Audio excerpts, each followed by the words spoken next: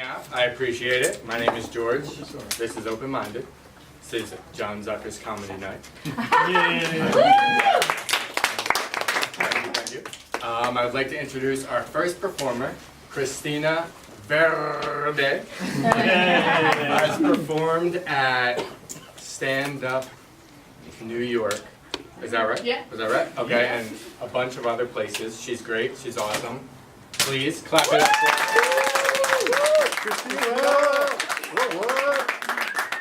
Thank you guys for having me. It actually feels really good to be performing here at home. I've been on the road for like the last half a year to a year, just touring around the country, and it's kind of weird. There have been some really cool places that are like exciting and that I've wanted to go back to, and then there's some that are super sketchy.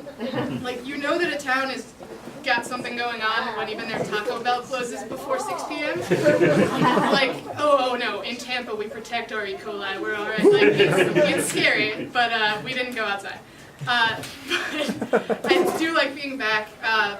It's been kind of a crazy year for me. I recently got out of this crazy toxic relationship, and I know that like some people spend the next year after a relationship trying to figure out what they could have done differently or how they could have changed or made things better. Really, I just kind of wish that I kicked in bed more. But outside of that, I like to think that that wasn't my worst relationship, because the one prior to that ended in a mugging.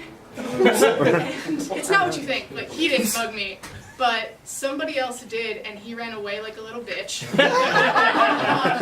And in that moment, I had more sexual tension between me and the mugger than I did in the entire relationship with me and my ex. And I mean, really, at the end of the day, the guy has all of my personal information, so maybe he'll call me. Fingers crossed. But I have been trying to date again, and the dating world is kind of cool. I actually met this really, really cute guy the other day, and he works at the liquor store near my house. And it's just been weird trying to figure out ways to go back there and continue to flirt with him without seeming like an alcoholic. Because there's only so many times that you can go to a store and buy a bottle of wine for your friend, and like, I mean, I guess at least at the end of the day he thinks I have friends, and that's a good way to start something. I'm a sociopath, but like, there's got to be a better way here. This last couple of years has been really cool. I have actually gone through like a major transformation, and I've lost 200 pounds. I used to weigh 400 pounds.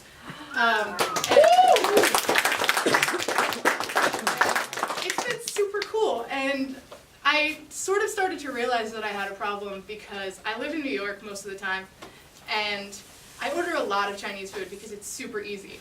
But I noticed that the number of forks that they give you and fortune cookies that they give you should potentially be proportionate to the amount of people you're ordering for. And I was getting like 3 forks and fortune cookies for my one-person meals. And I'm going to eat them because I don't want to let anything go to waste. But, like, I sat there one night and I'm sitting there eating these fortune cookies, and I opened the first one and it's like, your path forward will soon be illuminated. I'm like, oh, that's really beautiful. And I ate it. And I opened the second one, and it's like, oh, to exercise the body is to exercise the mind. I'm like, that's like something Buddha would say. Like, that's cool.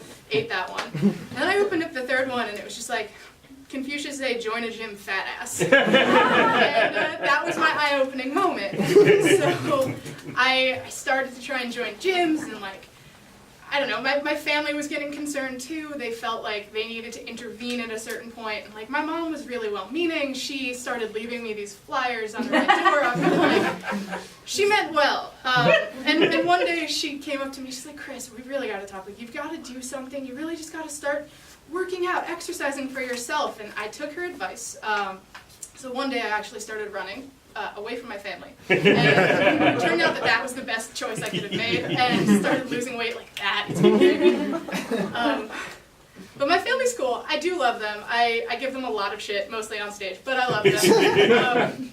They actually, so I don't know if you guys can relate to this. Do you have people in your family that are like the best gift givers in the world? Like, you can't top anything they'll ever give you. My cousin is probably that person in my family. This past year, she decided it would be really sweet because we went on a big family trip and took a portrait. She got the portrait put on a candle and gave it to everybody as a gift. And instead of where like the scent name would normally go, it just said Our Beautiful Family.